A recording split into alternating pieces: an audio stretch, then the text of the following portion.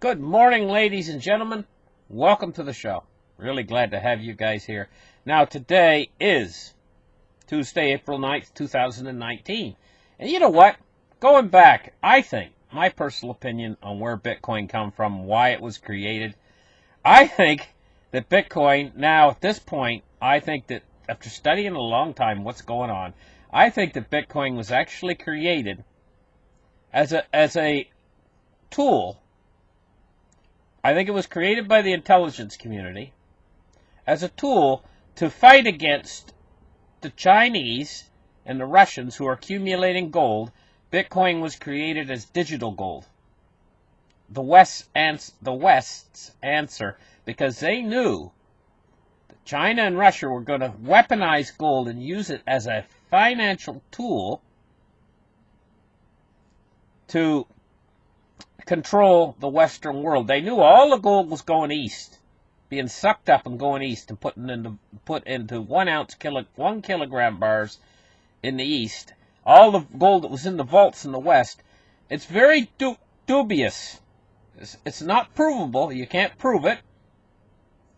But the gold in Fort Knox, it's very dubious. If you do research into it, you'll find out that it's very dubious that they have the gold that they say they have at Fort Knox.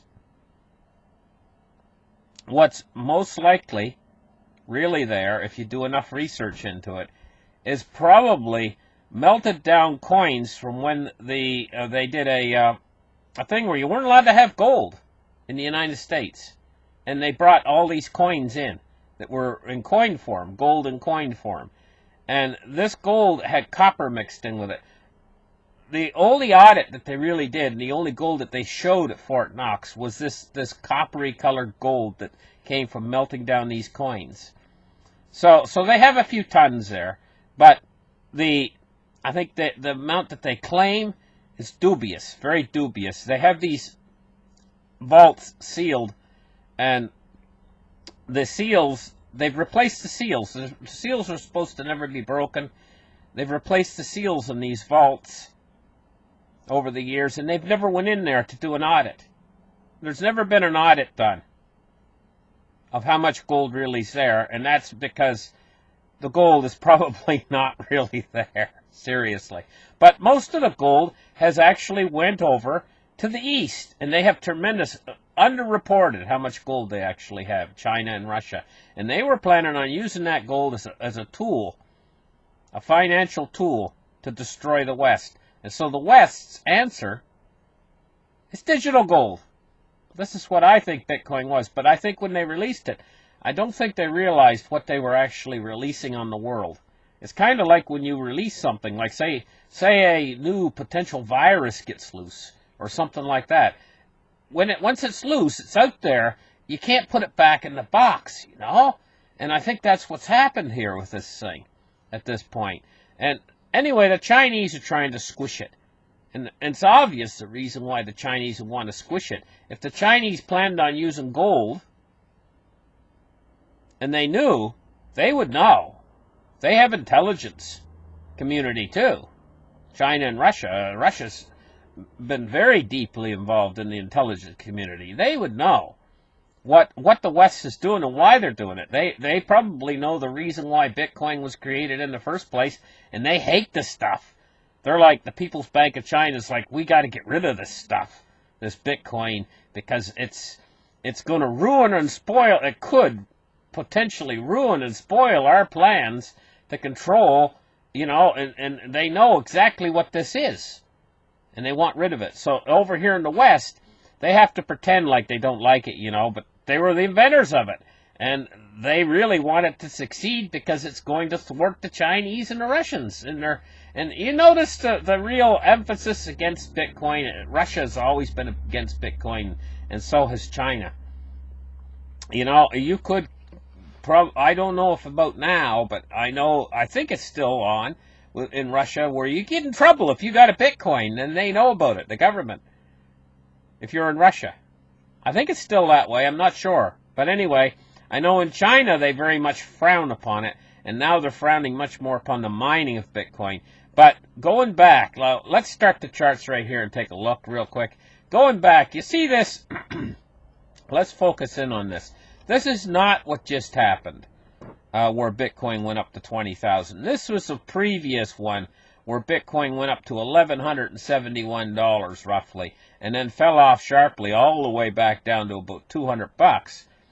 This was when the People's Bank of China was really coming down hard on Bitcoin. China was buying a lot of Bitcoin, you know, the people in China, to try to have some place to put their money, you know. And the Chinese People's Bank of China come down hard on it, and it went all the way down to $200 and something, and it looked like the People's Bank of China, the PBOC, was going to actually destroy Bitcoin. It was going down so low. It had a real bottom here where it was down to like 150 some odd dollars, you know, and they brought it all the way down from like 1,100, over 1,100 bucks, 1,171 I think it was. They're still at it. Let's take a look here. China is set to eliminate Bitcoin virtual currency mining in their country. It says Bitcoin's price has been on a bull run this month, but the virtual currency could soon feel a chill from China as government agencies and officials signal that they might further tighten their grip on mining and trading of virtual currencies. And trading. See? They're against it. They don't want it because it's a nemesis to gold. They want to use gold. They want to use gold to back their currency. They want to use gold as a financial tool against the West. They don't want this Bitcoin. It says, on Monday, China's top economic planning agency, the National Development and Reform Commission, the NDRC, released a catalog of industries that it would support or restrict or eliminate. The catalog listing mining activities for Bitcoin and other virtual currencies as an area that would be eliminated in China. Furthermore, the NDRC did not mention a specific timetable or plan to eliminate the virtual currency mining. But this is the word I want you to focus on. They're going to eliminate it. They didn't mention a specific timetable or plan. But when the Chinese government says that they're going to eliminate something, watch what they do. Okay, so we got that to consider. Now, Bitcoin's had some good price action and good movements upwards in price. Let's take a look at the chart for now, not back in time. Let's move up in time to where we are now, and what we see is this big green candle here on the end, you know. If we go back to like the 4-hour chart, you know, we can see this big green candle better, and we can see it's been moving upwards rather rapidly from back where it was. I still could conceive of some sort of a price correction here because we've moved up so rapidly, so fast, you know, and we're still not completely out of this bear market yet, you know, and any bad news could bring Bitcoin prices down at this point, you know. So anyway, here's the thing, you know, there's some new ideas floating around out there on the internet that this world is nothing more than a holographic reality, you know. And I got thinking about that this morning, you know. Some of these people, you know, are following these teachings thinking that this world's nothing more than a hologram. Something that they're dreaming in their head, you know.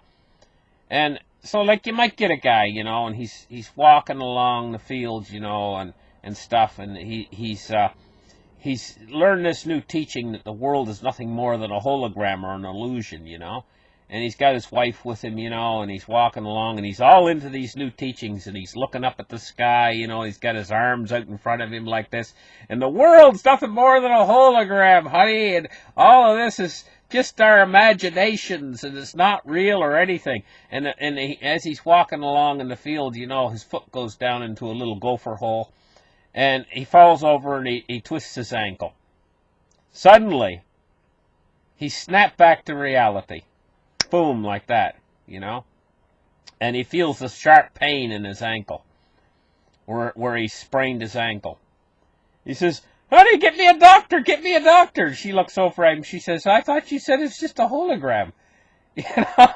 I mean, in the old days, I'm going to tell you, this isn't anything new.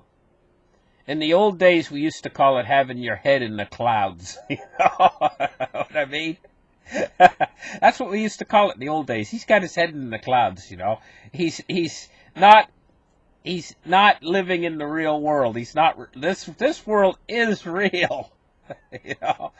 How much can I emphasize to people? The atom, which is the building block of this world, is a building block. Everything you see around you is made from atoms. And those atoms are real.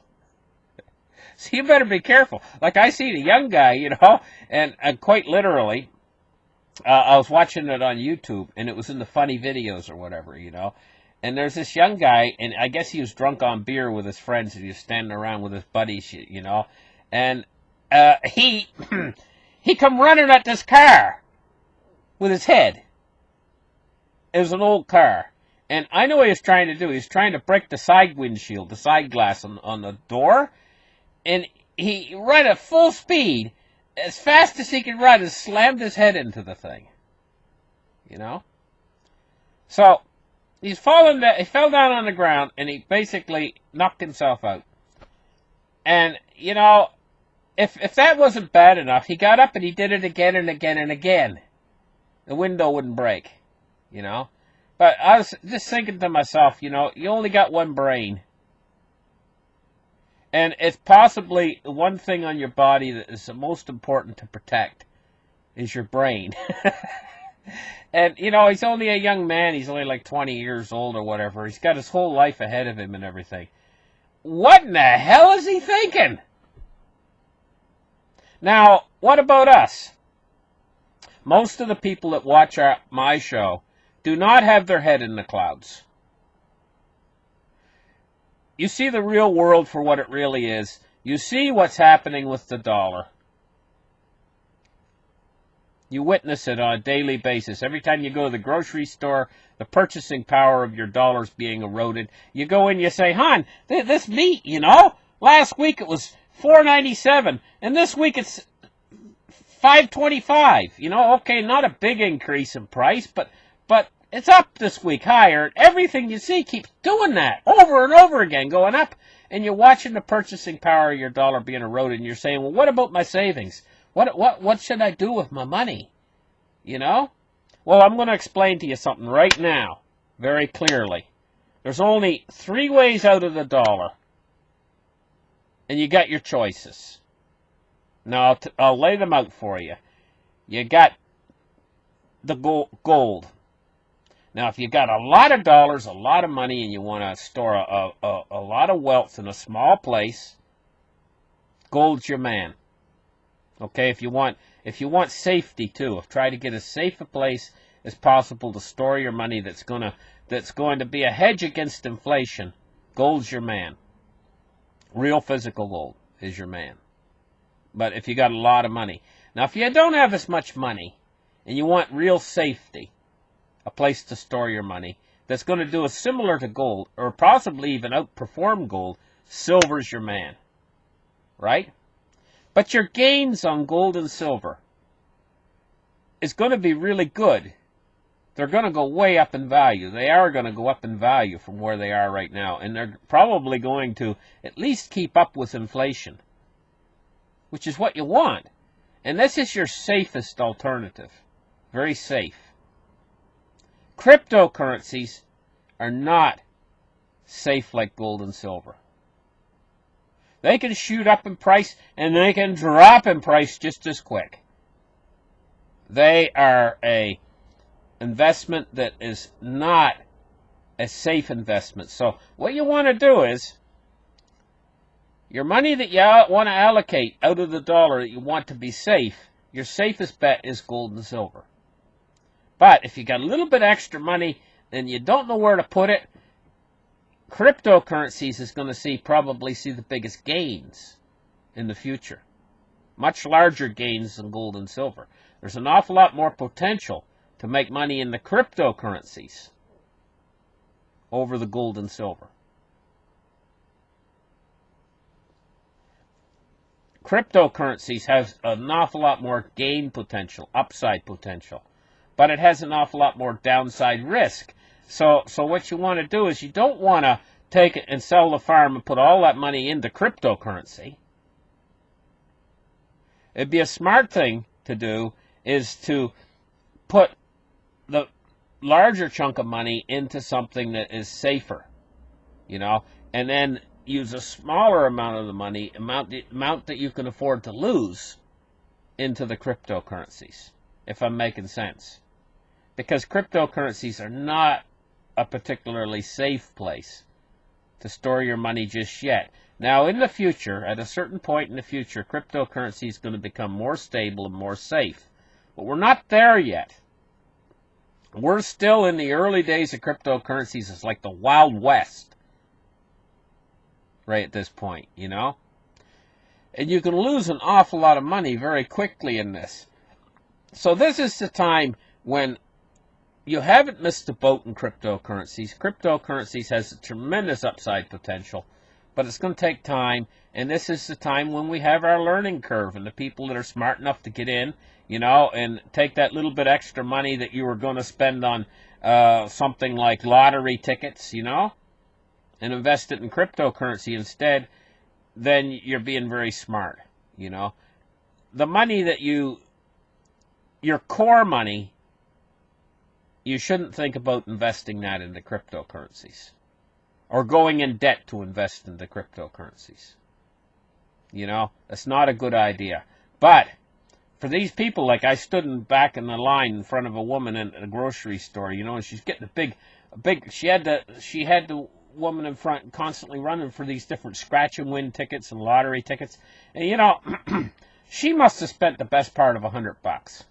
And she was there for a long time, getting all these tickets and tickets and tickets. I thought to myself, she probably does that every week. Probably a large chunk of her spendable money goes into this. And obviously, she's not rich. She's trying to win the lottery, and she probably needs money. Here's the thing: if she took that same amount of money invested in the cryptocurrencies right now, I felt like telling her, because she's going to lose it anyway, then she really would win the lottery 2 or 3 years from now. Just hang on to that cryptocurrency. She really would probably win the lottery 2 or 3 years from now. So for these people out there who are diehard haters of cryptocurrency, and they're going to hold out to the bitter end, they're going to wish that they had taken at least and got a little bit of a stake involved,